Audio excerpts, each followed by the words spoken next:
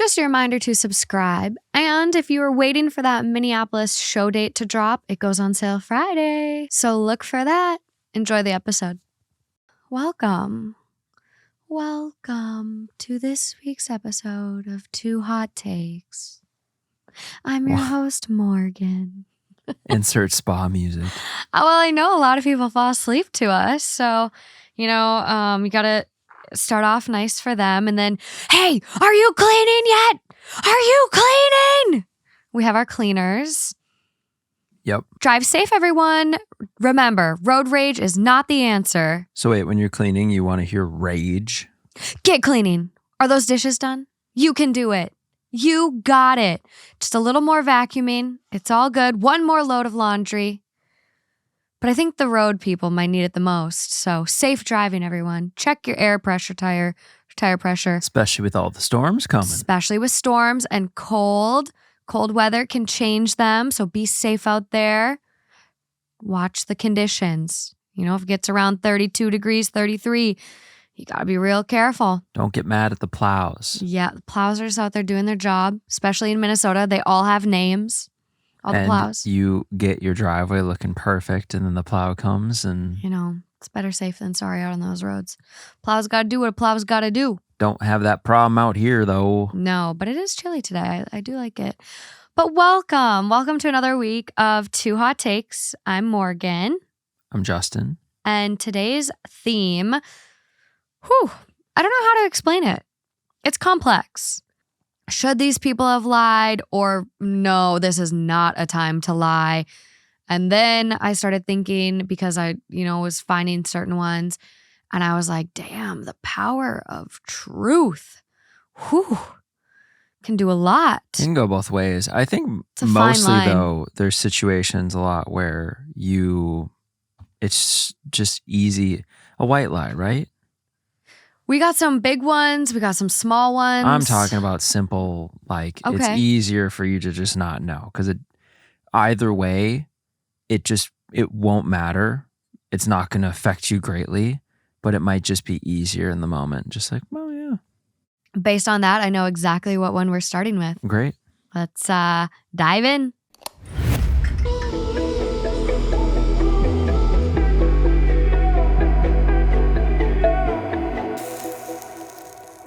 So this first one, it's 14 hours old, coming from our very own Two Hot Takes subreddit. It's titled, My 30 Female Sister, 24 Female, Told Me She Purposefully Didn't Take Birth Control to Trap Her Best Friend, 25 Male, into marrying her. Best friend? My 30 Female Sister, 24 Female, has been best friends with Tom, 25 Male, since they were in kindergarten. They have been inseparable, but their relationship was platonic. My sister is very socially awkward, and he was very busy with college and now pilot training in the military, so neither of them ever had any previous relationships. About 2 months ago, my sister said one night they were at his apartment when they spontaneously had sex. She said it was the best experience of her life, and they agreed to start dating. Then, about a month ago, she had the idea to pretend to not hear him tell her to get up and had him finish in her so he would have to marry her since he's heavily anti-abortion. It happened and she got pregnant. He doesn't know that it was intentional, that is. He knows she is pregnant and they are planning to get married in March. My parents also don't know that it was intentional, and I feel a sense of obligation to tell them since she has already said she won't tell either of them.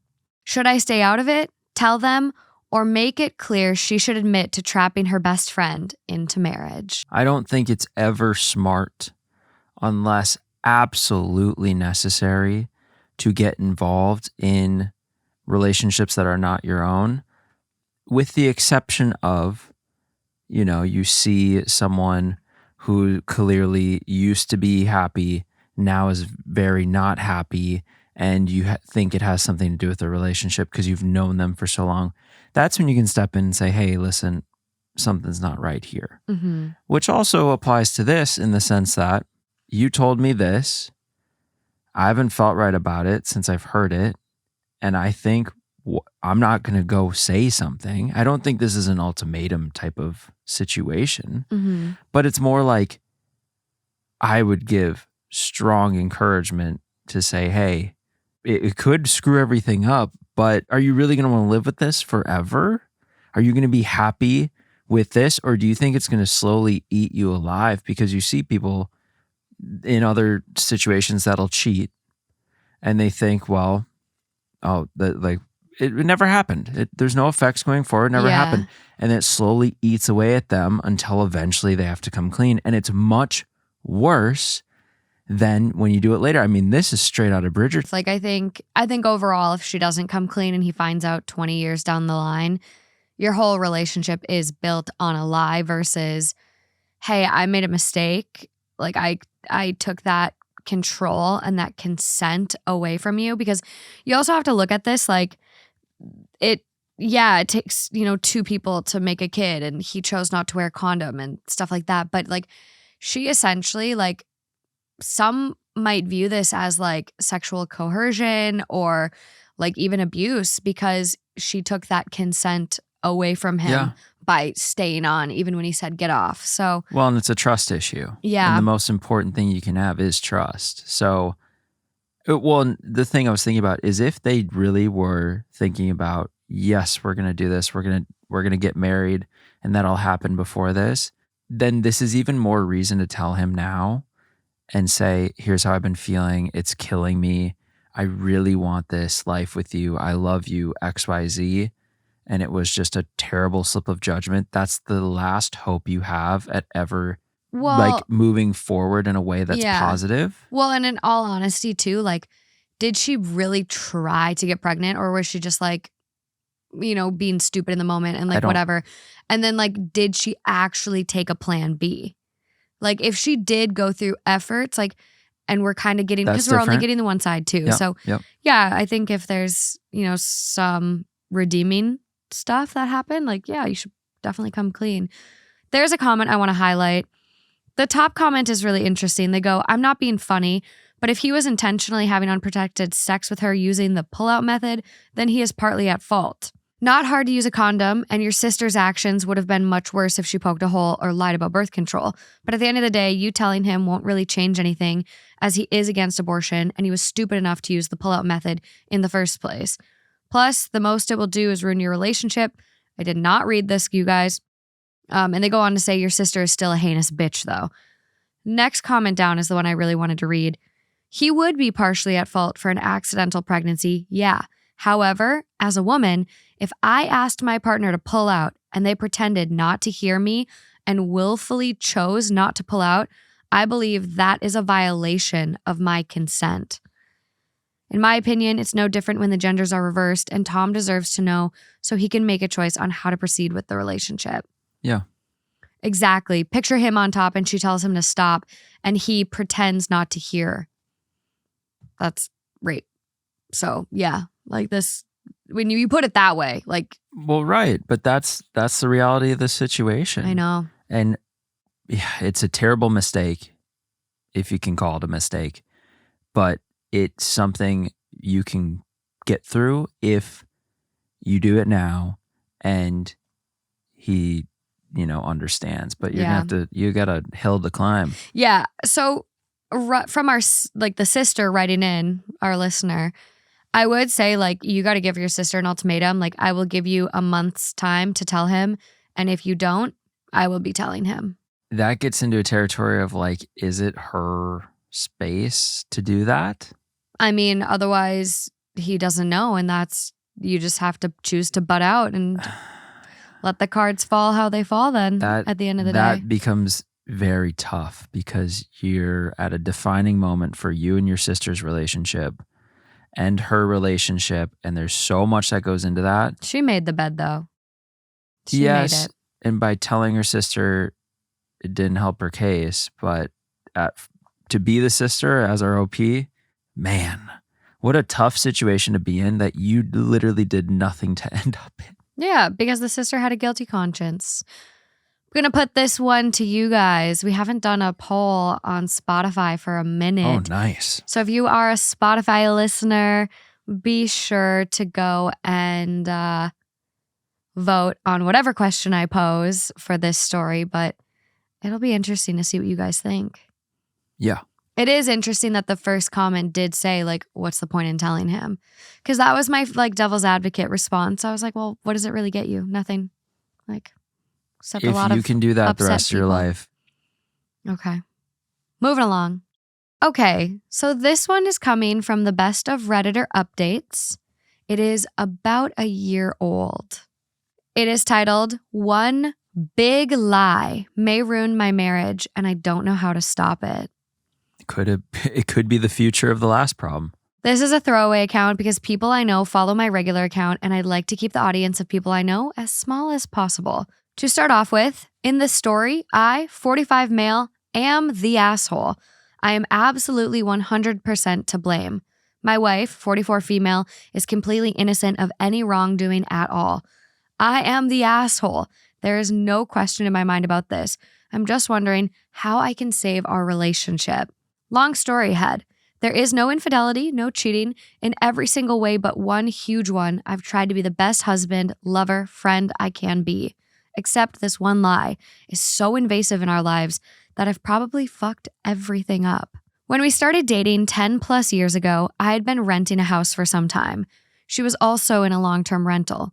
Both of us had great relationships with our landlords, but her place was almost as expensive as mine and not nearly as nice either in size or area. Very early on, I told her I owned and didn't rent. I honestly don't know why, and this is a big lie. I've maintained that now through 7 years of dating and 3 years of marriage. She moved in with me and gave up her lease, obviously. I don't know why I told her that, and she's never been interested enough in my finances. I make about 50% again of what she makes to ask a lot about it. Also, I have for longer than we've been together managed the house and its repairs with very minimal interaction from the landlord. Generally, if the cost is less than $1,000, I just paid to fix it myself, partly because I didn't mind and partly to keep the landlord out of my life. If the repairs or problems were greater than that, I'd still pay for it, but then I'd invoice the landlord. He was absolutely fine with this state of affairs.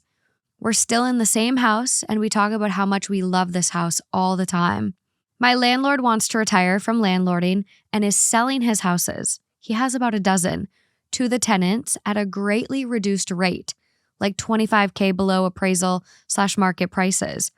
I can afford the mortgage and, in fact, have been approved for it, but I still haven't told my wife that we don't own this house. I have the money in my personal savings, not our joint account, to pay for the down payment. And I can fully absorb the increase in cost from the monthly rent to the monthly mortgage without her having to help at all additionally with bills, etc.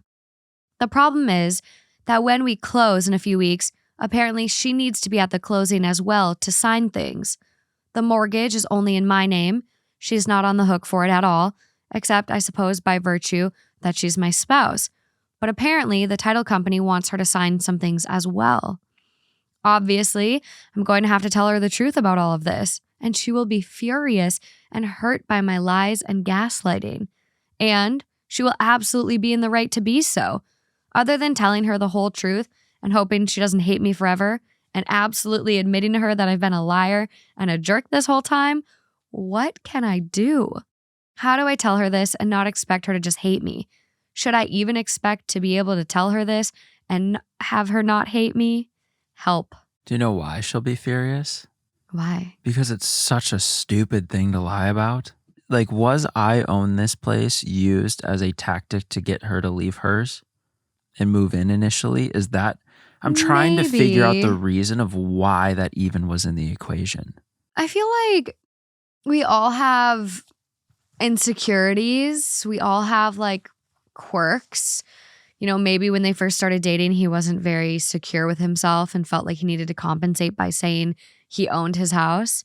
And Could then be. lo and behold, they're 10 years down the line and fuck. Like I have a friend that she would lie about like a lot of stuff, but it was like harmless stuff. Like, well, kind of. I don't know. I have two friends that were, I would say, more pathological liars. But the one it was more harmless. Like it didn't really affect us. Right. And so it was like you'd get lies about like, oh, well, like my dad owns like this restaurant. Right. And then you like go to the restaurant and you're like, this is not owned by her. Like what? And then there would be lies like, oh yeah, well, we have a yacht, like blah, blah, blah, blah. And then like one time we got really drunk and I was just like, dude, why do you lie? And she just like broke down and was like, I definitely am insecure. I went to a school where like I was the poorest person. And so then- like I felt like people only liked me for like blah, blah, blah. Like it was insecurity. And then you have to keep that up and remember what you told each person. That's a horrible way to live. Well, and I'm the type of person where like I remember the stupidest details. Like I forget so many fun things. And yet I remember like what Alejandra wore to her going away party like 3 years ago or like something fucking innocuous like that. Yeah. Like I remember such stupid shit. So that I have a really hard time being friends with people like that because I like catch them. And like I essentially, long story short, I can see insecurity causing him to do that. I agree. I just think it's a risky thing to lie about, even though it's not like we're covering up the world's biggest cheating scandal or something. I know he's distanced himself from his landlord, and we have as well to an extent, but there's still things that will come up and that I would find so hard to hide. Or it's one quick search on the property records of your county. It would take such minimal things to happen for her to find out.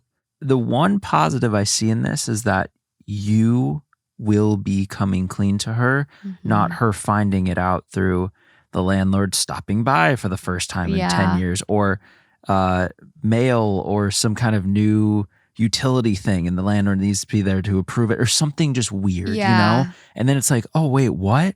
Because you never want that to happen with people. Yeah. It's like, you were what? You're blind. She's blindsided versus he's the one telling her. It's better to say, her. I need to sit down Absolutely. and this might be a really tough combo. She's probably going to think, you cheated.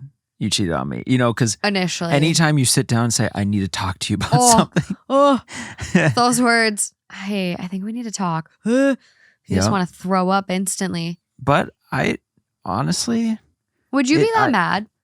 I would almost be in the same position, like with you, where I'm going to tell you this big thing and I could see you reacting one way and being like, oh, that's kind of weird and strange, but I love you and we have a great life. So let's buy this house and let's actually own this thing and have a great life together. Yeah. But I could also see like the opposite where it's like, you lied about something so small and what you else kept are you lying lie. about? Well, yeah, but also just the fact of keeping the lie up for that long.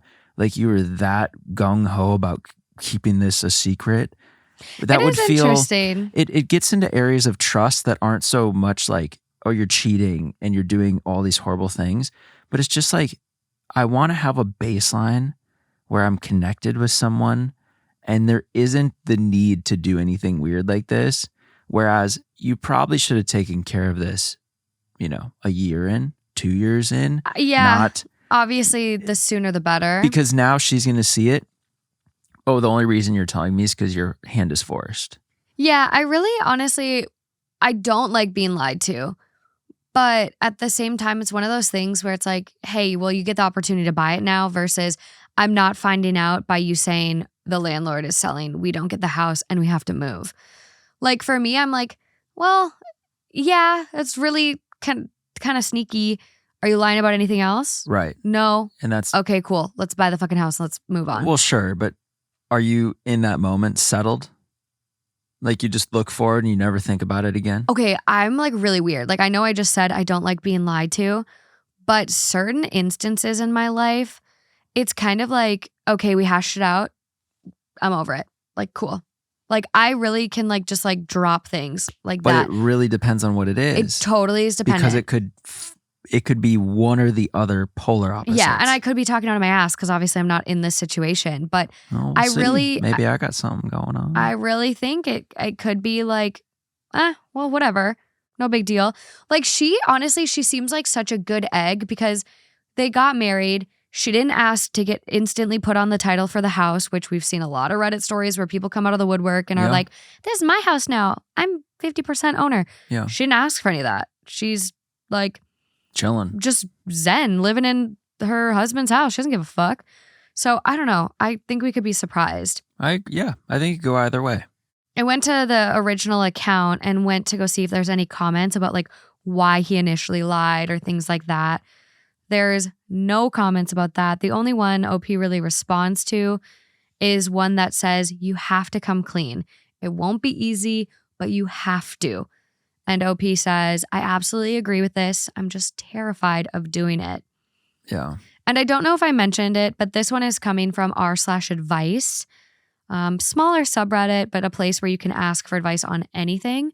And that was the top comment that I read with 77 upvotes. So flew a little bit under the radar. They did end up replying to OP though and go, rip the Band-Aid and free your mind. Tell her it was a stupid lie. The only angle I could see being super shitty is not actually having the equity you claimed to have, which is true. Like all those rent payments kind of going into the void, but right. At least like, because you're starting from scratch. Yeah, but at least the landlord is like going under market. Like, well, and you have the means. Yeah, but and like, does that make it better? Yeah, I guess, but it's weird. Yeah. So we have an update. Oh, okay. Oh yeah, obviously, best of Redditor updates. Update. As soon as my wife got home Friday night, I had her sit down with me and I came clean about everything. Told her I lied about owning the house. Told her we'd been renting this entire time. Told her about getting the mortgage in place and using money from my personal accounts to pay for the down payment and everything. And she reacted in a completely opposite way than I expected. Nice. She was, of course, hurt about the lie, but she was thrilled to learn that we were buying the house and that we were getting a great deal for it. Because they love it. Because they love it. We talked about boundaries and we talked about keeping secrets, but truly this is the only thing I've ever lied to her about. She knows all my passwords. I gave them to her years ago unprompted. She has access to all of our shared bank account info, and I'd show her my personal bank accounts if she asked. I had this one big lie and held on to it for a decade, and it ate me up. But now that the air is cleared, we're working on a path moving forward, stronger, together. I am truly a lucky guy to have such a wonderful woman in my life. She's the best partner that I could ever hope for. We have a plan to move forward, and I think we're going to work together to even knock out this debt faster than most people do. She's also now planning to do things to the house I wouldn't previously let her do, like ripping up the carpet and refinishing the hardwood floors and everything else. Yeah, because you have the freedom now. I cried with relief, y'all. The whole conversation was a weight off my mind, and I was so relieved to have it done. She forgave me, though I maintain she has the right to decide she's mad at me still.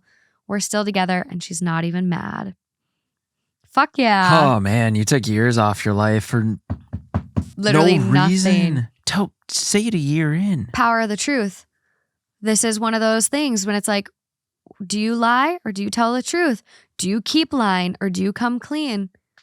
I mean, I guess, on some level, it got him the girl. On some level, it got me the girl. How so? Because I don't want to be friends with you.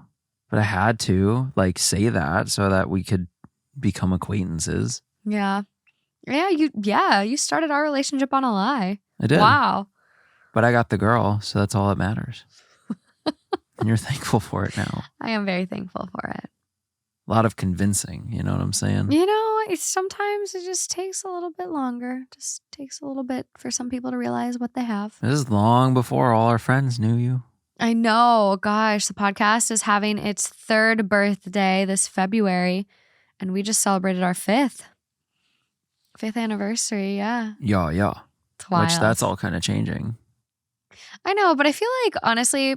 Do you still recognize, the first, when you started dating, date? Well, I mean, he mentioned it, dating for 7 years, married for 3. So I feel like, yeah, you kind of do. It's all of your context.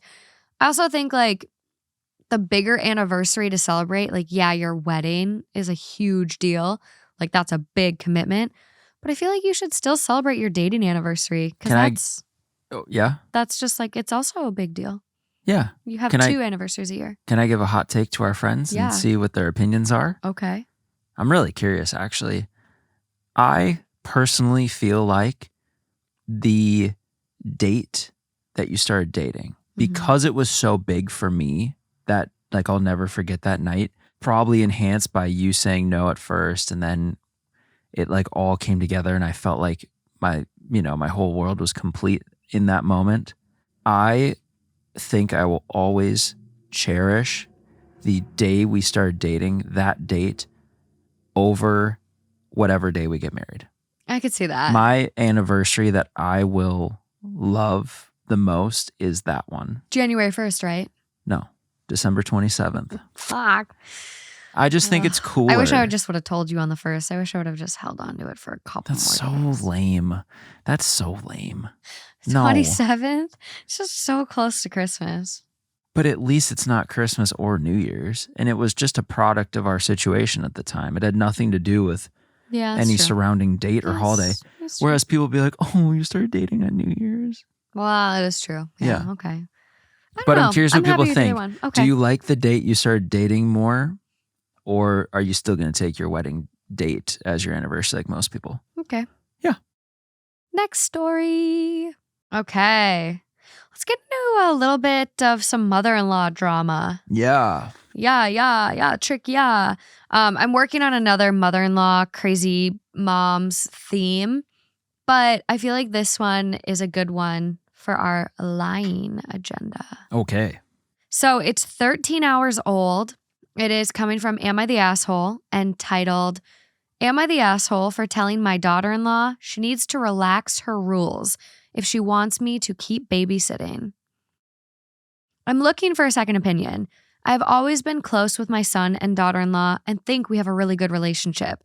They live just a mile down the road, so we are together. Quite a bit. Babysitting has started to cause some friction, though, and I want to make sure that I'm being reasonable. My son and daughter-in-law have a 3-year-old little boy that is as sweet as can be. My son works Monday through Friday, and my daughter-in-law is a stay-at-home mom. I babysit my grandson 2 days during the week, so my daughter-in-law can have a break and typically one evening/nights on weekends for them to have a date night. My daughter-in-law has this rule that she wants to be there for any firsts that my grandson does. I get that, though her definition of first is very broad. Not just like the first trip to the zoo, but first time at a new park, first time seeing a new TV show, first time playing with a toy, etc. I personally think the restrictions are a tad over the top, but her kid, her rules, and I have no problem respecting that. The issue happens is that she doesn't do any of these firsts. I'm really not sure what they do all day when they are home, but everything I ask to take my grandson to do, she says is a first, that she wants to be there for, but then she doesn't do it. It's made it so babysitting is a lot of just sitting at my house with nothing to do, and my grandson is bored. So the other day I told her that I think it would be a great idea for her to relax the first rule a little bit so that I can take my grandson to do some things while I am babysitting. She did not like that and said that I was trying to take memories and special moments away from her. I'm not trying to overstep, but a bored 3-year-old with no way to burn off energy is a lot to handle. And so I told her I don't know if I could babysit as frequently with the rules how they are. She then accused me of blackmailing her. Am I the asshole here? No. Holy shit, dude. Poor little baby, just staring at white walls, basically watching paint dry. I'm just picturing like, he went out and touched that tree. I've only seen him touch all the other trees in the yard. You let him go and touch that tree? Like, that's literally how ridiculous this is. What is this called? I'm sure there's a term for it. Well, I'm wondering, like for me, I was like, if this baby was still like 1 or even 1.5, like starting to hit a lot of those bigger milestones like walking and first words and things like that, I could see why she wouldn't want to miss first. But the baby's now 3. This is a very active toddler. He's walking, he's talking, he's maybe even pooping in a toilet on his own. Like, You know what I mean? Like a first at this stage isn't as big as a first at There's 5 one. million firsts. The first time he goes to the goddamn grocery store. The first time, like, you can think of anything in life. I know. And the mom wants to be there for all of it. That's a red flag. That's weird. Oh, his first time having sex. I have to be there. Like, where does this stop? Where does it stop? Because, his first date, I'm going to go sit in the back row of the movie theater. Like, you definitely know she would if this continues 100%. I would say there's definitely some. What age does that, start getting to be like chill out? Yeah. But yeah, I would not babysit anymore because this is ridiculous. What are you supposed to do? And you're very handcuffed. And you're going to be the boring grandparent that just sat and never did anything with this grandchild and not build any good memories except for sitting at home and being bored. Well, this is where I would lie. This is the power of the truth does nothing for you.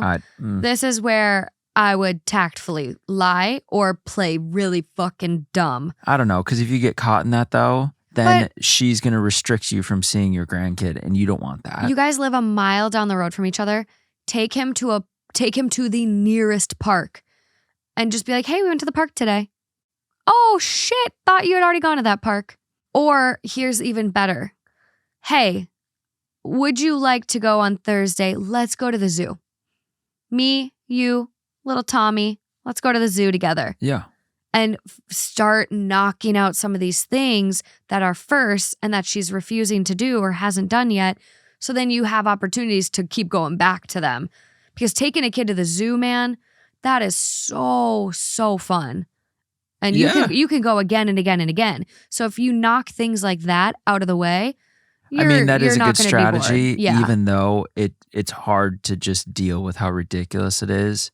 The fact that you have to do that. Yeah. And be like, Mom, come on, we're going to blah, blah, blah. I would say this mother-in-law is being like very, very respectful. 1,000,000%. I just feel like I would be like, you're not grateful to have me as a babysitter. You don't recognize how much I step up and help out and give you the time to what most parents of young children don't get these luxuries of a day off, of a date night guaranteed every week. Yeah, you don't know what you have here. Yeah, it's a gold mine. And let her go take your kid to make memories and have experiences. Yeah, because grandma needs some like special moments for herself too. And your kid does too, because you're not doing it. I definitely think like for me, if I was the mom, the grandma writing in on this one, I would honestly sit down and have a conversation with the two of them because yes, this is your daughter-in-law and you want to respect her, but like, I think there's maybe more going on here. Like my head kind of went down the rabbit hole of like, despite now baby's 3, is she still experiencing some like long-term postpartum anxiety? Or just maybe has really bad anxiety disorder. I don't know. So because it sounds like she wants to keep them contained. It seems like there's something going on with mental health because I think a lot of us can recognize this isn't normal. This isn't the most healthy. Yeah. And like if she has had 3 years to do a lot of these things as first, like go to the zoo, why haven't you done that yet? And I know we've had a pandemic. We've still got COVID going on. We have RSV season right now, which feels like it's crazy this year. I don't know why. Everyone I know has gotten RSV. Don't let people fucking kiss your babies. Just don't do it ever. I get like being cautious, but there are some activities like a park and you go in the grass and you bring a ball and you're away from other people. Like she still should be doing those with her kids. There's a shit ton of stuff you can do. Well, and if you think about her own child's development, like she's maybe doing it for a good reason, trying to keep her kids safe. But by not providing your child enriching opportunities and activities, you're hurting their brain. Like if you look at brain scans from children that get enrichment and get a lot of human contact, connection, activities, their brains are different. Your brain at that age is going through rapid pruning. So if you don't start forming those neural connections, our brain is trimming them. Yeah. We don't need it. It's gone. Goodbye. So you need to expose babies and kids to as much as you can. It's crucial. Yeah. She's shooting this little kid in the foot. 100%. Well, as much as it could create an unhealthy dynamic for her and the kid later on as the kid grows up, Yeah. it could also lead to the kid being ultra dependent on her to do anything and not have the, confidence to go out and try new things. And, there's a lot that plays in. Like, you think about school and you think about all these different things and making friends and joining sports and all this. And it might, hopefully it's not like, oh, I need my mom to come, otherwise I'm too scared to do it. You just don't want to see in these very formative, like important years, you don't want to see something develop where it's just you can't go back. Yeah, and there's a lot out there on helicopter parents like this. I would say she might fall into that box right now, but you also have kids that like grow up being super sheltered helicopter parents, and then they just go the fucking opposite, off the rails, deep end. Yeah. And that's not what you want either. So no, it just seems like it'd be good for the kid to have a little more balance. And I think the mother-in-law is a great resource for that. Yeah. And use her while she's there. I mean, you have such a good situation. Yeah. So top comment on this one with 2.4K upvotes, still pretty new. Not the asshole. At this point, play coy. If it is a big first, obviously leave it for her. But take him to library story time, to all the free events in town and surrounding towns, to little gym or a church playground or the new park. When she protests, which she will, play the, oh my goodness, you said you had taken him. Well, what is done. The library is now in our weekly rotation. So there's that. Next comment, I think it's better to just say, I want to be able to take the kid outside. So let's knock out some of these first so we're not trapped inside anymore. Yeah. I will be happy to babysit again once you give me 3 places I can put on my rotation. If she pushes back on this conversation, talk to your son and ask him to help you get some of these firsts out of the way. Because seriously, all she has to do is go to the freaking park once so you don't have to be trapped at home. There is like ... a really easy solution here. But it's just, she needs help with something, because to be upset because you weren't there for your kid's first time at a local park. Unless it was like the first time at a park ever. And if that's the case, yeah, like I might want to see my baby go down a slide. If a 3-year-old hasn't been to a park, then there's bigger issues at play. Do you want to know something crazy about parks and playgrounds? Sure. Do you know what a really, really common reason kids break their legs is? Going down slides with adults. I could see that. Their little legs get caught and break. And the force. Yep. The momentum. Don't go down slides with your kids. No, but you know the big circle curvy slides? I don't like those ones. They're great for shooting bottle rockets up, because they and then they shoot way up into the sky, and it sounds really cool when they go through it. That's nuts. Late at night when no one's around, of course not when anyone's there. Yeah, especially not kids. No. I really hated the metal slides because they'd get so hot in the sun. Did you ever get shocked? All the time. I get shocked daily. I wear all these fleecy shit fucking sweatshirts. I just felt the need to swear. I haven't really sworn yet this episode. Wow. Holy. Yeah, slides are interesting. The TikTok of the cop coming out the slide. Just... I haven't seen that. Yeah, I showed it to you. Oh, I forgot. Oh my God. I don't remember He goes it. down this metal slide and he comes flying out like on his face. Oh. And the lady recording him is like, what? Dude, I just saw a picture of a baby on a slide. Slides are scary. This baby also do age-appropriate activities, speaking of kids. Yes, true. This baby was like maybe 7 months old.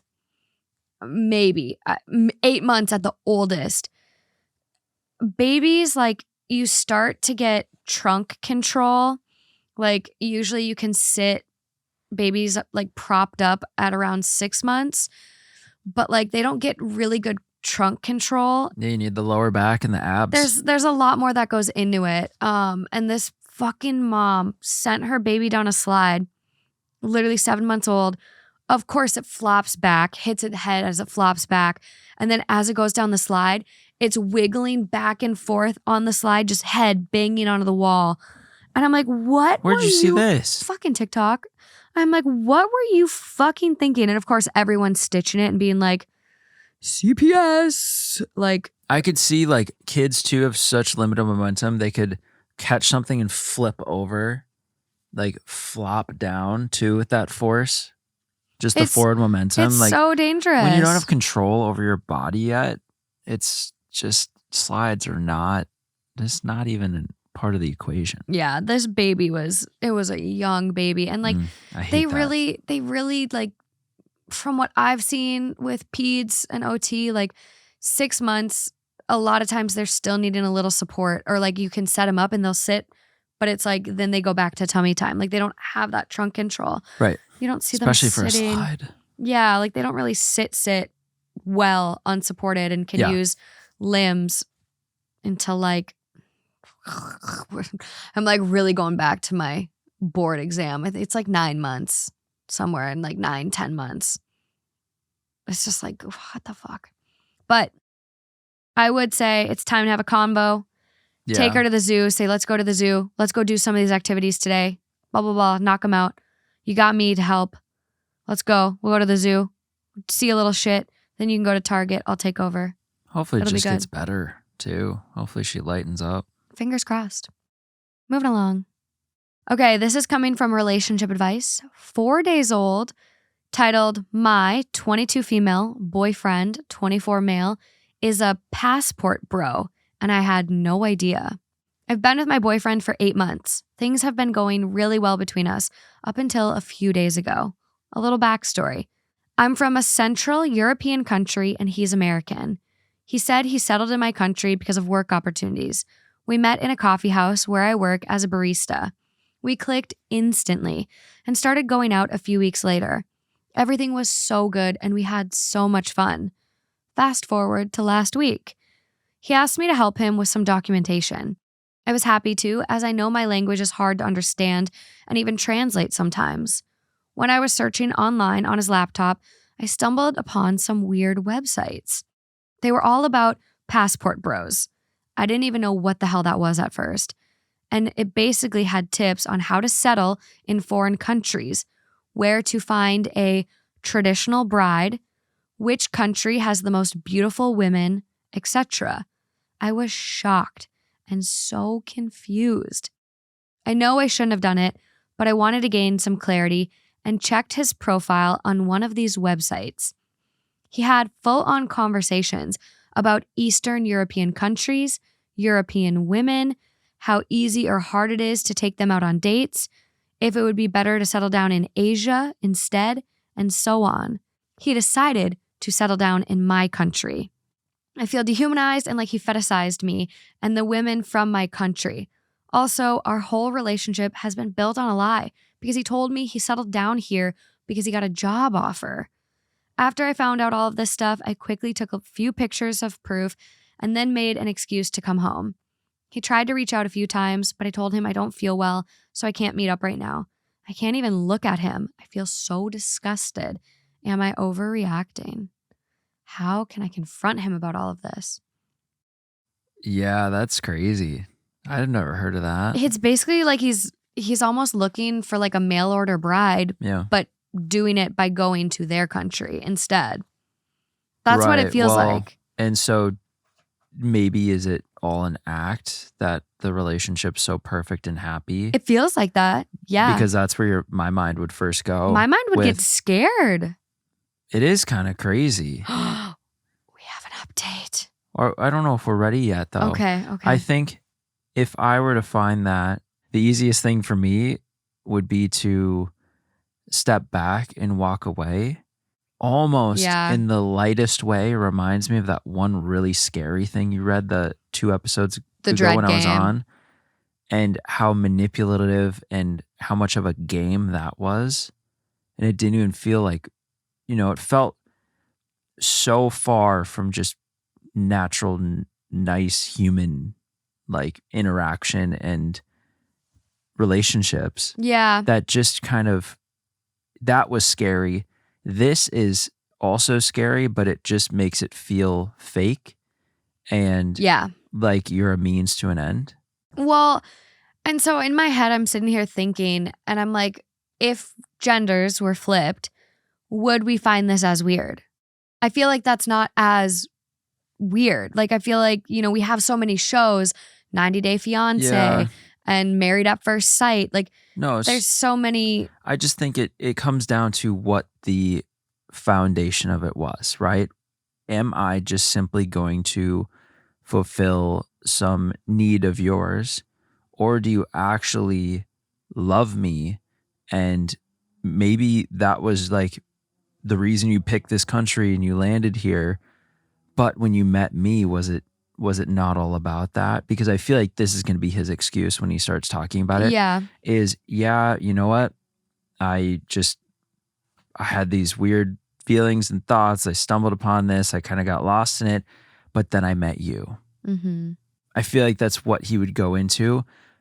But is that reality? Because that is possible. Someone comes, with a flip. A girl comes to the U.S. looking for a husband, finds someone who's like, wait, I actually am obsessed with this person and I want a life with this person, though it weirdly coincides with this plan you had. Well, and I feel like it would not have been bad because I don't think there's anything wrong with going to a country to find someone you love or are interested in.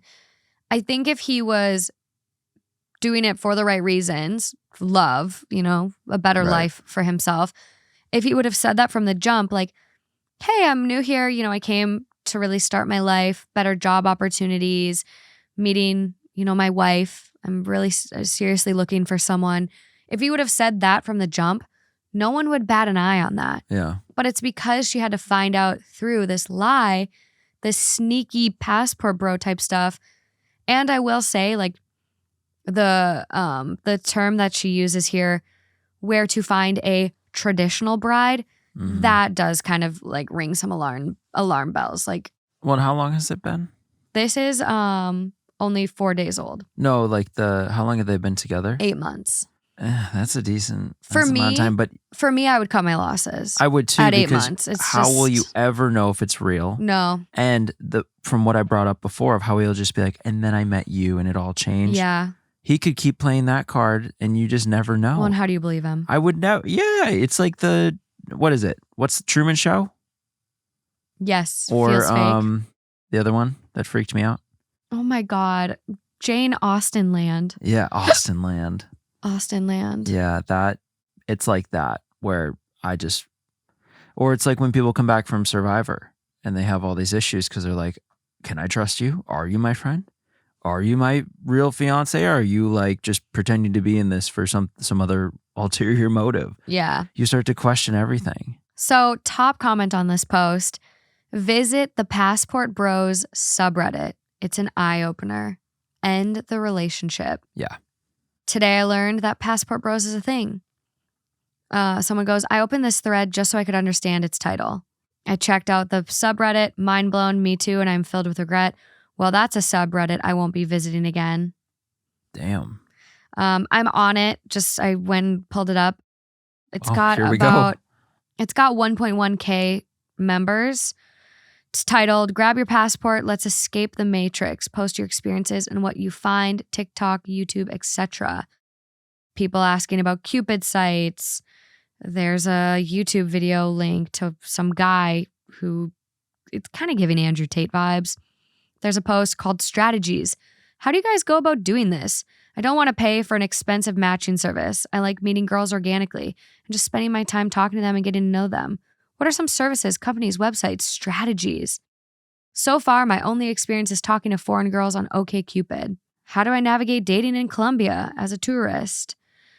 I'm not is it great? You're not seeing the dark side? I'm not getting it yet, but there's another one called Passport Bros Headquarters.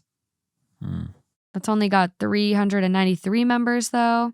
Top post on it right now is quit calling yourself a passport bro. Start calling yourself a NATO dater. And what, pray tell, is NATO dating? Not attached to an outcome. Or NATO dating is an approach where individuals focus on enjoying the present moment and the process of getting to know a potential partner without placing excessive pressure on the future trajectory of a relationship. That I like. I mean, that's more normal. Which is what a lot of decent passport bros are looking for. Okay. Well, NATO dating I can get behind. But we have an update on this post because I went to go look and see if there were any comments from OP. There's not, but there is an update. I ended it. It is a long one, guys. A long one. Uh-oh. Wanted to come on here and reply to a few things and give a little update. I had no idea the last post was going to blow up so quickly. One, when I read his comments on those websites, it felt dehumanizing. They were making stereotypes about us that are either untrue or outdated. We have all kinds of women here, just like in other countries. Some like to party, some don't. Some are looking for flings, some want long-term relationships. Some want to stay single and childless forever. It's not true that most of us are submissive women who obey their husbands. Try telling that to a Central European woman face to face and see her reaction. 2, he told me he only came for work and it's funny we met because he wasn't planning on getting into a relationship. Judging by his comments online, it was a lie. And he came here to look for a traditional wife. Yeah. Surprisingly, he never actually told me that he wanted a traditional relationship. He doesn't do anything that's considered traditional in my culture either. I work hard for my money and go to university, so I don't want to be a housewife or stay-at-home mom in the near future. We've talked about this, so he knows. What worries me is that someone online told him to start a relationship and then try to make it more traditional over time. I don't know if that's what he's trying to do or if he's changed his mind. I have no way of knowing and don't want to take the risk of wasting my time. Yep. 4, he works at an IT company, allegedly. I've never been to his workplace and I have no proof of it. 5, traditional woman and traditional relationship can mean many different things in different countries depending on culture and social norms. He wants a traditional woman by American standards, but that's not the same as what we consider a traditional woman here. It's pretty clear from his online comments that he has no clue about the difference. It's offensive because it shows he knows nothing about our culture and history and is just relying on stereotypes and outdated assumptions. 6, some people in the comments tried to justify his desire for a traditional wife, stating that European women should be happy and understanding about this. But what does he bring to the table? Why should a traditional Central European woman choose him instead of a man from our country who speaks our language, knows our customs and traditions? 7, some people commented on my post that it was rage bait. This just proves the ignorance that people have. And the person who said that Central European countries are basically the same as England or France sounds like someone that failed their history class. Please don't be ignorant and educate yourself. 8, I told my boyfriend, ex now, that I'd like to break up with him. We had a small conversation on the phone and I told him I wasn't in a position to continue the relationship for personal reasons. At first, he was confused and tried to convince me not to break up, but then he accepted it. 9, to the comments that suggested it, and thank you for the idea, by the way. I posted my story in local groups so other women can be aware of this whole passport bro thing and hopefully not fall victim to men like this. As expected, they found the whole thing disgusting and were grateful for the heads up. We are not here for others' enjoyment and to fulfill some submissive wife fantasy of someone who looks at us as stereotypes rather than individuals with varying personalities and preferences. If you go to a country, go because you're interested in it and want to learn about a new culture or have some great opportunities, not because you want to desperately lie to women just so you can get into a relationship or get some sex. Yeah. I think she did the right thing. Yeah. This is where he just shouldn't have lied at all. There's no shoulda, coulda, woulda at all. It's just that was weird, dodged a bullet, and I'm moving on with my life. There's no really there's not much to analyze. It's just this is not what I want in my life. So, it's heartbreaking. Yeah. But I'm moving forward. Okay, next story. Okay, this next one is coming from AITAH. It's titled, Am I the Asshole for Kicking Out My Sister-in-Law for Spreading True Rumors About My Marriage? True is in parentheses. My male 32, sister-in-law, female 18, is living with my wife, female 27, and I, while she attends university. She has a partial scholarship, and we let her live here so her family can save money.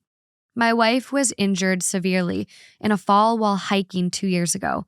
Unfortunately, she has lost the use of her limbs.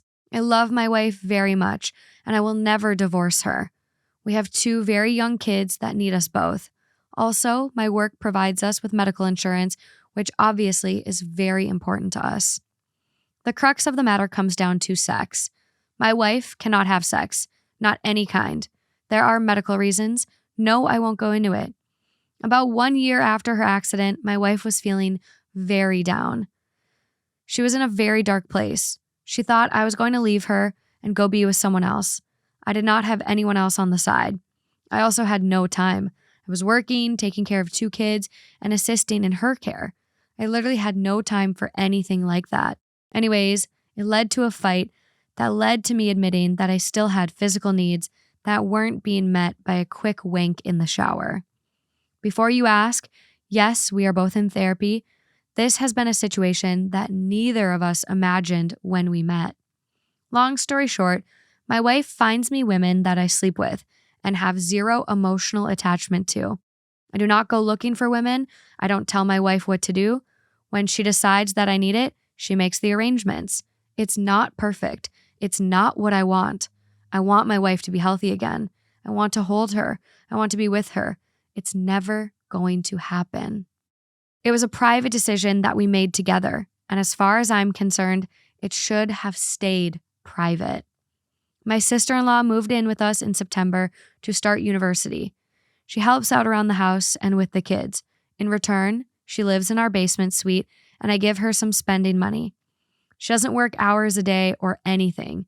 She might watch the kids while I make dinner, or she will work in my wife's garden. One of the nights that I was going out, as arranged, my sister-in-law was supposed to watch the kids. Instead, she got one of her friends to watch them, and then she followed me. She saw me go meet a woman and go up to a hotel room. She took pictures. Rather than talk to her sister about it, she decided to wait until Christmas, when we had the family over, to confront me with the evidence in front of everyone. I was pissed. My wife was furious and embarrassed. My in-laws were getting ready to kick my ass until my wife spoke up and explained everything. Nobody is really okay with it, but it wasn't what they thought. But now everyone knows something very private about us that we didn't want publicized. I talked to my wife about it, and her sister is no longer welcome to live with us. She is having to commute from her parents' home almost 2 hours each way. Good. Tough shit. She could have talked to us. She could have confronted me. She could have talked to her sister.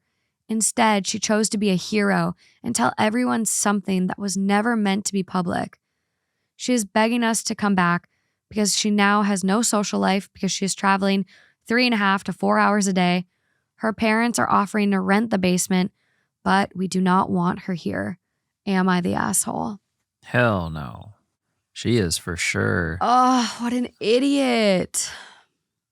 You know, because that's also plausible that you catch on to him leaving at certain times. You're like, this is interesting. And you follow because there's probably some kind of story going on in her head. And she's like, oh, he's out doing this to her. This is horrible. But that's where, I mean, as soon as you said Christmas family gathering, it was like, okay, this is. What the fuck was she hoping for? A viral TikTok? POV, you confront your sister's cheating husband? Maybe something dumb like that. Like, but what the fuck was she expecting? I see why this is a theme here, this whole show. Because this would have been a moment where I think, naturally, I think you probably talk to him. And it's one of those things like, you got to tell her or I will. That's like we were saying in the first story with the ultimatum. Yeah. Like, she approaches him and says, listen, I saw this. I have evidence. I have proof, thinking she is the hero. Yep. You know, in a lot of situations, she could have been the hero in this, right? Yeah. But I think you go to him, and then at a minimum, you go to your sister. Where you cross the line and where the real wrongdoing is, maybe not innately is in the following. You know, if you really had a hunch and you're looking out for your sister and you're trying to, if it was all in good intentions, Go talk to your sister then. Exactly. Literally, that would be my first point of attack.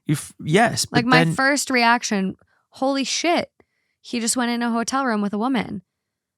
I got to talk to her. Right. It crosses the line when it happens with the whole family, because that just, even if someone is cheating, it's not your story to tell, especially in front of the whole family. In this case, it's just really bad miscalculation on her part. Again, this is one of those things, though, like, in what world is telling the family an appropriate response? And she's 18. She's, fresh, graduating, first She semester probably of saw it on a college. TV show. She's a young woman, just not thinking very clearly. But like, come on, your sister, you have to recognize, like, your sister survived a tragic accident. Her life is forever changed. It sounds like now she's a quadriplegic, tetraplegic, depending on what term you want to use. Yep. And can you imagine how devastating that must be? Like, this guy's even saying, I want to be with my wife. They're happy. They're in fucking love. Yeah. And she has her life ripped out from underneath her. And so you're just trying to enjoy a holiday with your family, enjoy togetherness, and your sister outs your husband having an affair in front of everyone. I don't know how she thought she would ever be a hero when it's not like, I'm going to publicly embarrass my sister that she is no longer enough. She can't satisfy her husband, so he has to go turn to other women, and he's cheating on her. In what fucking world would this ever make you the hero? I think with an 18-year-old mindset, There's a lapse the in judgment. fact of Yeah. your sister's, the results of her injuries and everything she's been through, I feel like the little sister feels like in an ultra defend mode. Like, I'm protecting my sister. I'm looking out for her no matter what. Yeah. And that's where I think that logic could possibly come from, where it's like she was probably expecting to say it in front of everyone, for her sister to look over at him and be like, you did what? Yeah. And then everyone looks at him and is like, what's wrong with you? And it's all united front. Not that the sister, if it was cheating, I don't think she thinks, she doesn't have the emotional maturity to think that the sister might sit there and be like embarrassed and hurt by it. I think she expected everyone, including the sister, to instantly look at him and be like, well, you what? You're a piece of trash. You get out of here, whatever they're going to say.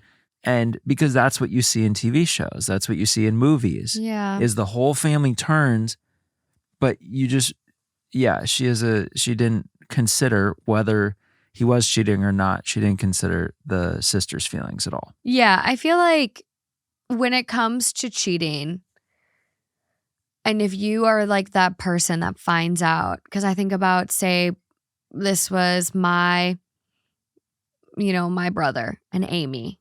If I ran into her at a restaurant, saw her with a guy, like, I would want... You wouldn't reveal it at Christmas. I would definitely not reveal it at my family Christmas. We're going to get to that in a story. But I feel like I would go to Amy and be like, hey, I saw you, out. Like, what was up? Like, I think you should tell Matt. And then if she 100%. didn't, I would tell Matt. 100%. But maybe, being 18, she didn't feel she was, comfortable enough to do that. I also am looking at the age gap. She's 18. Her older sister's 27. That is a huge age gap for a sibling. Me and my brother are 8 years apart. Yeah. And it put us just on different wavelengths. Like, he was already graduating high school, living his life, and I was 10. Like, it was, It was so different. So, for her, she probably looked up to her so much and did want to come in and be the hero for her. So, like, I get there were probably really good intentions here, but holy shit, just way to botch it. Yeah. Woo. Because now going forward, it just, they made a decision as a couple to help them be happy. Yeah. And they both came up with something they're okay with. And though it's not the most conventional thing for everyone's taste, it solves their problem. Yeah. They're living their lives. They're doing their thing. This is what they wanted. So it turned really sour. Wow. Yeah. So one of the top comments is, you won't ever be able to trust her with your privacy. So I do not blame you at all. I'm sure your wife is even less inclined to allow her back, as her injuries probably mean she's unable to adequately safeguard her privacy and is more dependent on the discretion of others. Yeah. Someone does comment, there's also leaving the kids with her friend while she went to go do her little PI work. And OP responds, no, sorry if I didn't communicate that part well. The girl she left with the kids is a student at the university with her. She has babysat for us in the past. Not the asshole. I'm so sorry, OP. She can't move her arms. Is there any chance of improvement? Your sister-in-law is a piece of shit. She doesn't think. And again, I'm starting to have a little more empathy now that I'm not so mad. And she is 18. We've all... You can see how she got there, but just didn't play the cards right. Yeah, and OP does respond. Injury included 3 of the vertebrae in her neck, so no. Someone goes, not the asshole. Your arrangement, while not traditional, is nobody's business but you and your wife's. Yep. If sister-in-law really cared, she would have talked to you, or more importantly, her sister, the one allegedly being hurt. She didn't care about her sister. She wanted some grand performance exposing you in front of everybody, embarrassing not only you, but her sister, the person she should be caring about as well. Tough shit for her. She did this to herself. There is a really fun comment from someone, but luckily it got downvoted.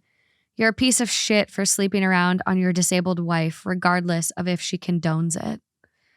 And OP responds, better if I divorce her and leave? The same person responds, honestly, yes. And OP responds to them, hard no. It's okay. Random commenter, it's not your decision to make. Fuck these people. There's another comment from someone that goes, your marriage won't last. And OP responds, I hope you are wrong. I will love her for the rest of my life. She's still there and I won't walk away. Fuck. Knowing what I know, and we've talked about this before, when women are in partnerships, speaking of traditional heterosexual relationships, when a woman becomes injured, they're more likely to get left than if a man becomes injured. Women are more likely to stay with a man and take care of them. Yeah. Men are more likely to leave. My partner's disabled. I can't deal with this. So, yeah, this isn't traditional. But if she truly cannot have sex, medical needs do not allow for it, what is he supposed to do for the rest of his life? I mean, she's 27. He's 32. He's got...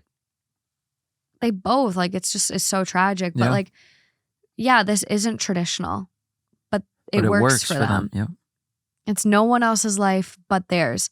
Everyone else needs to go fuck off. 100%. Can you imagine commenting this on someone's post? No. If he left her, divorced her, do you think she ends up in a care facility? What the fuck is wrong with you assholes? There is a shortage of healthcare workers. Long-term care facilities are absolutely necessary for a lot of people, but most of them are understaffed. You're not getting the care you'd get at home with your family. No, never. This is a time the power of the truth shot her in the fucking foot and blew up this whole thing. Yeah. This is a time you fucking lie. You lie. You don't even mind lie. Your fucking business. There's no lying or truth telling. I mean, there's nothing. Omission. It's just omission. And it's not anyone's business. Not anyone's business. It's not your lie or your truth to tell. Yeah. Okay, moving along. This one was a little bit heavy. Okay, so this next one I'm picking because I want to vent a little bit. Okay. And you'll get why eventually once we read this.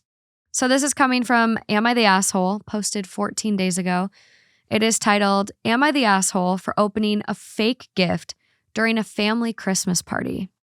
Every year, my family does Christmas at my mom's, and she insists that we open all presents together, even gifts between spouses, etc.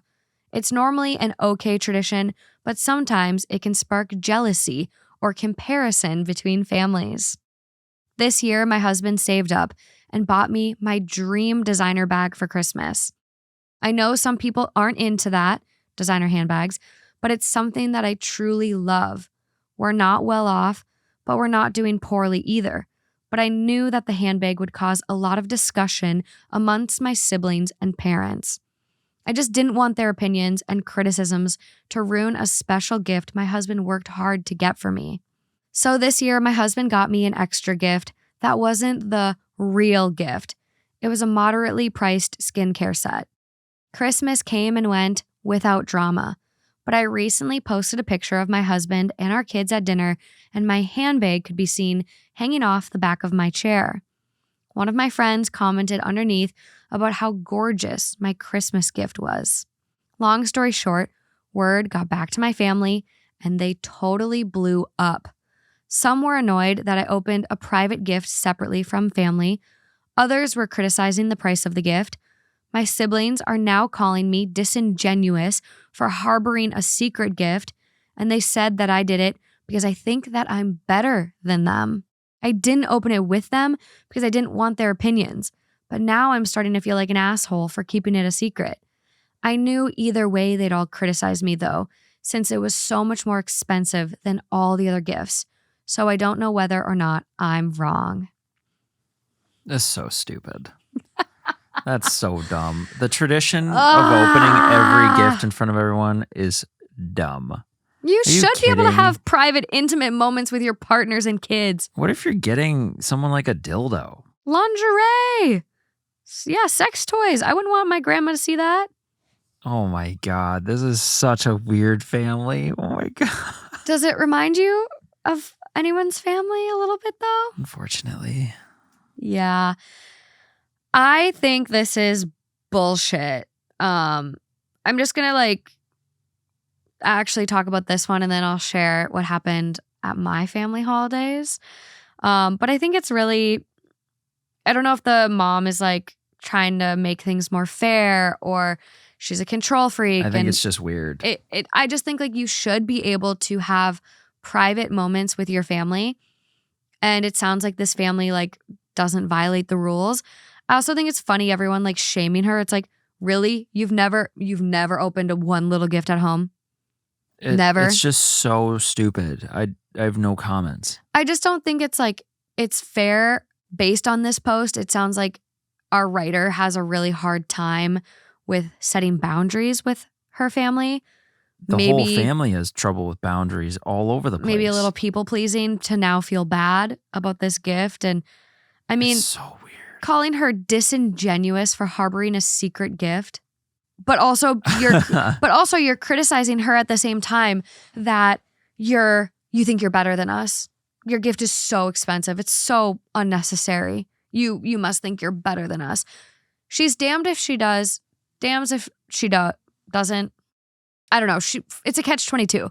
If she would have opened the purse there, they would have been pissed. They would have said, "Fuck you. You're trying to show off. You're trying to one-up us." How do you get anyone something nice? Dude, I don't fucking know. So I really, really, really relate to this story. I have had a lot of issues with a certain side of my family for a while now. It happened 5 years ago at one family Christmas when I don't even know how to I'm not trying to throw anyone under the bus, but I just I feel I guess I could write this in as my own. Am I the asshole?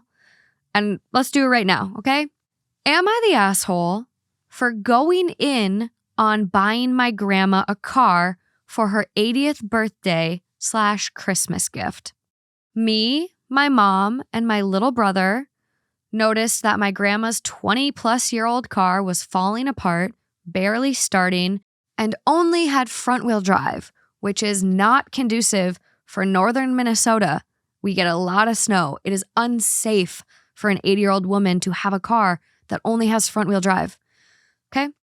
So my mom reaches out to all the family, everyone, her brother, her sister, you name it, her kids, everyone.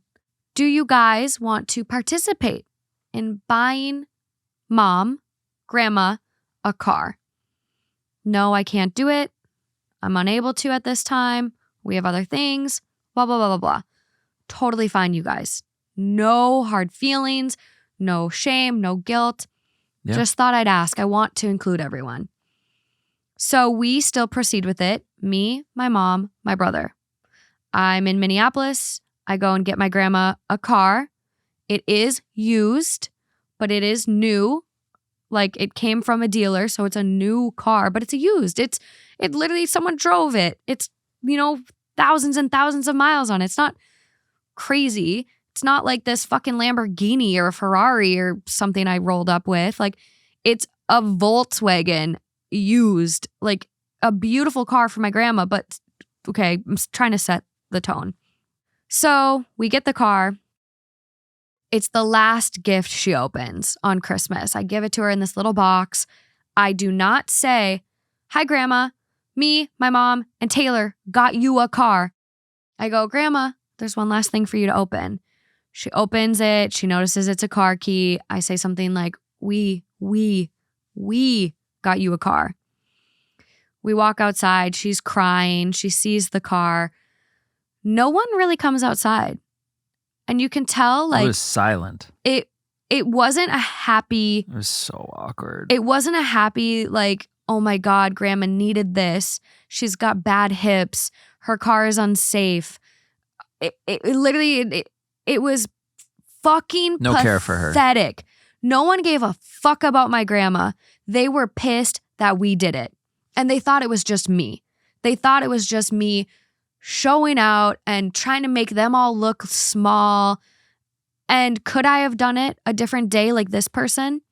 I could have. I could have driven over and given it to her after Christmas without anyone there. But I know they still would have been mad. So we walk in from seeing the car.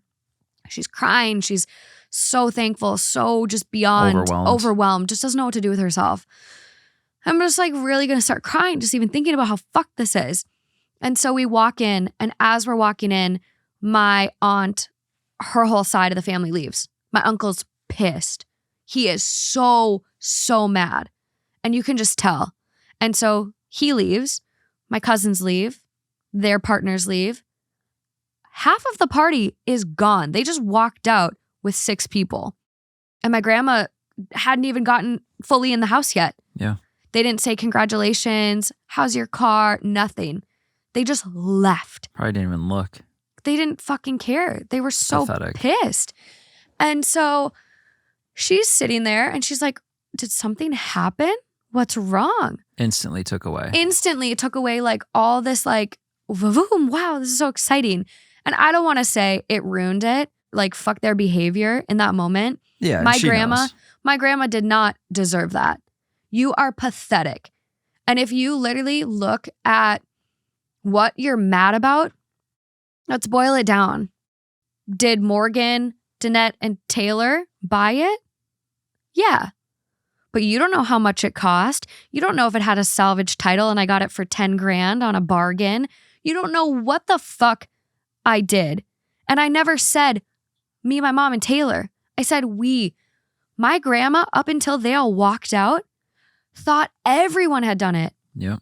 My brother was still in the kitchen and heard what someone said.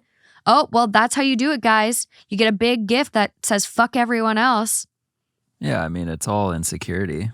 And that's these people. Like, I get being in a position where you don't have money and you do get a little jealous and envious of other people. But be grateful for that you have someone around that can help your grandma out, keep your grandma safe, make your grandma's life easier, or your mom.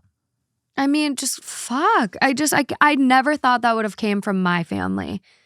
And like, it's all self-interest. Well, and so afterwards, they didn't talk to my mom. Like my mom got ignored for days. My grandma really got kind of ignored to the point where my grandma did write me a check to like help, take some of the burden off of all of us. But like, I didn't want that. Like she did that because everyone made her feel so bad about it. But it was all worth it. We did get a snowstorm in Duluth before the day before we left. And this didn't feel good. Like I I did it for my grandma because she is literally my favorite fucking person. And like to have your family, like this OP even, call you disingenuous or you're showing off, you're rubbing money in our face. No, it was simply about giving grandma a new car that is safe and reliable, doesn't have rust on the bottom, starts every time, has all-wheel drive. Like, it's really, really sad. But okay, it all became worth it when we got that snowstorm and she was getting really nervous about driving home and she was like sad she waited too long. And I amped it up a little. Justin kind of scared her. Like, he walked in, he's like, Margaret, you got to get going. You got to start driving now. You got to hit the road. And she calls us once she gets home and she goes, wow, that all-wheel drive makes all the difference. It's almost like she didn't even know what driving a car like that was or that even existed. All-wheel drive in snow, you guys, it's like wearing skates on ice where you can actually steer and like do stuff versus like walking on ice in like really slippery flip-flops. I don't know. That's a bad analogy, but like you get it. Like, it's a world of difference. And she was like, I just feel so much more confident driving this in the snow. Like, it went through everything. Yep. She was so excited. And like hearing that, it just made me like, I was like, truly, fuck you guys. And I'm sure it's going to come back and bite me in the ass. I'm sure I have family that listen or whatever.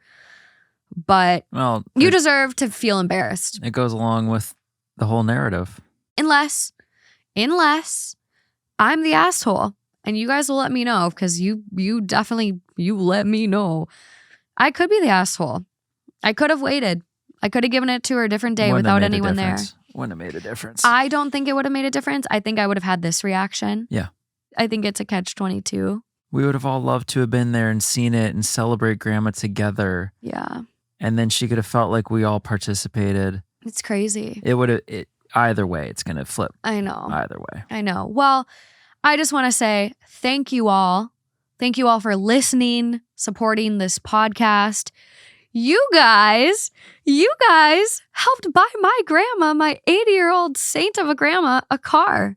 It would not have been possible without each and every one of you. So thank you. I have no words for what this podcast has done for my life and my family's life. I was doing so well. I'm really holding it together. So thank you guys. And we're off to Patreon. But also thank you to Heineken for taking part and being a partner on this week's episode. We are still doing dry January 14th. 2 weeks down. I'm doing pretty good. Yeah, you're crushing. I love it. I feel really great. I've had some tough peer pressure moments and I'm still holding strong. Not from me. Not from you. No, never from you. But we had a friend's birthday where it's hard when everyone's ripping shots after shot and you're like, fuck, FOMO. But I stuck strong. And you didn't feel FOMO the next morning when you woke up, though. I felt great. But yeah, dry January. Heineken, thank you. We are on tour, you guys, going on tour. So get your tickets. We added second shows for a lot of them, and those are close to selling out too. So after that, they won't get added anymore. So done. Get your tickets. We really want to meet you guys. I would like to say thank you for helping buy my grandma a car in person. But I love you all so much. And until next time. Until next time. Bye, guys.